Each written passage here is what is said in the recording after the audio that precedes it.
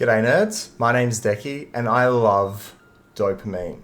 Yesterday, Andrew Gower's Brighter Shores came out and holy heck is it a fun time. Brighter Shores is kind of like a mix between OSRS, Baldur's Gate and The Sims all wrapped up into one game. There are a couple topics I want to discuss in this video and that's content, gameplay, grind and the audio visuals.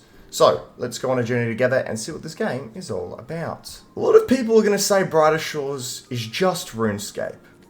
And to a certain degree, they're not wrong. It definitely feels a lot like RuneScape in terms of the grind, the inventory limitations, money-making methods, and one small favor. That's kind of where it stops though.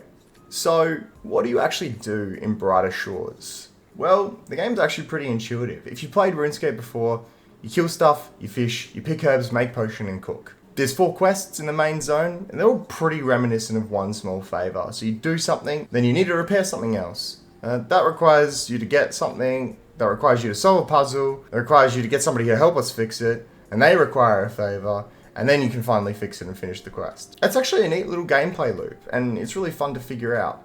The small little puzzles and using the dialogue to help you find stuff or figure shit out makes you feel really immersed in the world. There's a shit load of content for this game only being in early access, and to be honest, it feels super polished. The team have done a great job here, and they only have 8 employees working on the game. It's absolutely bonkers what 8 people have done here. Levels go up to 500, yeah, I know. Chill.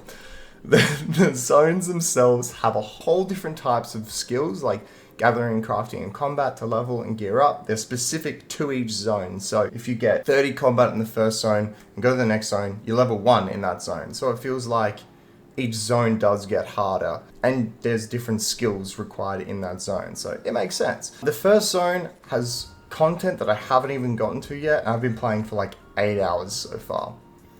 So you grind for quest requirements, you level up skills, you profit, you unlock new grinding methods, much like RuneScape. When you reach level 20 though, you do get these things called knowledge points, and as Khadgar told us, knowledge is chowder? Flounder? Oh, for goodness sake. Once you get a knowledge point, you can allocate it to AFK training methods, and these methods are legitimately AFK. They're not like RuneScape where it's just like you click every so often, or like people say like, oh, Rooftops is AFK. Rooftops isn't AFK, it's just chill, guys. Anyways, like I said, it's completely AFK. You can log out and log back in and you'll get a big XP drop from all the AFK you've done. If you want to watch the animations though, you will have to hover your mouse over the game every so often to see those animations, but I also really enjoyed how they make all the content relevant for more experienced players. So there's this system called past action. It's essentially a system that allows you to increase or decrease the level of the action you are taking. For instance, if you catch a lower level fish, if your fishing level has exceeded your cooking level and you need to catch lower tiered fish, you just go to the same spot and change it to the past action, to the tier of fish that you need at that time. Take a shot every time I say fish. So this keeps the world feeling populated with people of all fishing levels in one specific spot. So there's a spot for eels, pufferfish, flounder, and other fish as well. It makes the world feel populated and immersive and like there's an actual community. And the community so far feels pretty welcoming, helpful, and connected. We'll see what happens later on. I don't want to make any sweeping declaration like Final Fantasy XIV players do when they say, we have the best community on the internet. That's going to get a hate comment. So far, people are seeming to really be engaging with each other and helping each other with content, puzzles, and quests. Let's talk about grinding. Holy fuck, is this game grind heavy. This is why all us neurodivergent, ADHD, autistic people play RuneScape and now Brighter Shores.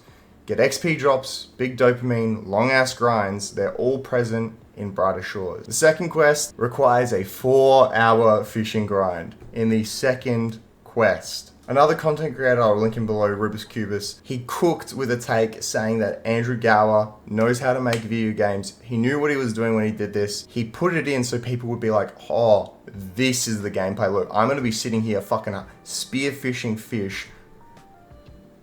It's not a good look.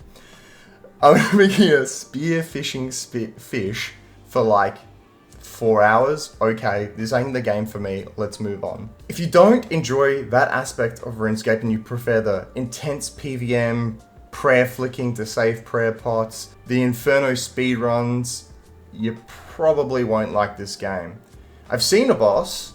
I don't know if it has mechanics. It just seems like a big fucking meat shield. I don't know. I don't want to metagame. I'm really enjoying not Googling things and just figuring shit out for myself once. It's like a nice change of pace. Alright, that's all I know about the content. So I just say you really have to check it out for yourself to get a feel for it. It's very sandboxy, but like I said, it's quite an intuitive experience. So let's talk about the audio visuals. First things first, I do love the visuals of this game, especially when you're cooking, fishing, and potion making. There are great animations they've put in the game. They feel like you're actually doing the task rather than just like in WoW, doing those stupid fucking hand movements. The visuals in general all feel very immersive. The weather animations and sound effects along with the weathers, like it rains, thunderstorm, so good. It feels like your character's in an ever-changing world and they actually live in it. Like, it's not just a fucking black box like RuneScape is. It actually feels like it changes. Speaking of your character, the character creator is actually pretty decent. There are a lot of options for clothes, face, hair. Personally, there were no hairstyles that I like. There's no fucking faux hawk in Brighter Shores. Andrew Galler, give me a faux hawk, bro. But I got a beard. I managed to get my glasses in it. I wear glasses. I don't wear them when I'm doing videos because you can see the light refracting from them. But yes, I got my character wearing glasses. I got him having a beard. He kind of looks like me. I feel like I got the essence of my person. Baggy clothes. I feel like it's actually me in the game, you know? So it gives you like another level of connection and immersion into the actual game, which is really cool. Is it groundbreaking? No, it's not groundbreaking.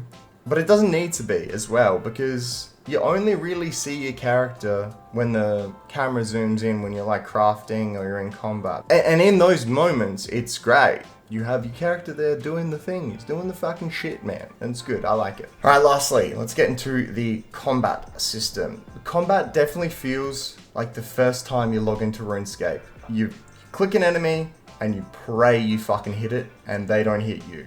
You can use potions like you use food in RuneScape. There's no prayer, as far as I'm aware of so far, so there's no avoiding attacks. You will take damage during these interactions, but in a nice change of pace, after each combat interaction you have, you will regain all your health.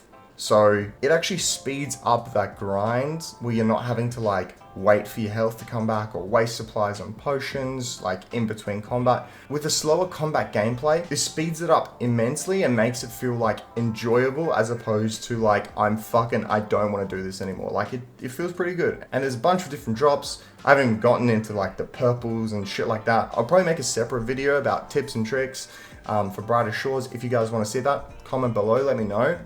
I'll do it. But I think the combat fits very thematically with the game and is really congruent with the other simple gameplay mechanics. All in all, the game is feeling really good at the moment. It's high dopamine with those long grinds once you finally complete them. And it's got a simple, easy to use combat, crafting, gathering system, and UI. You can move shit around as well. If you like mechanically intensive games, high skill ceiling combat, and complex crafting system, like constant fucking level ups like RuneScape 3, this game probably won't be for you.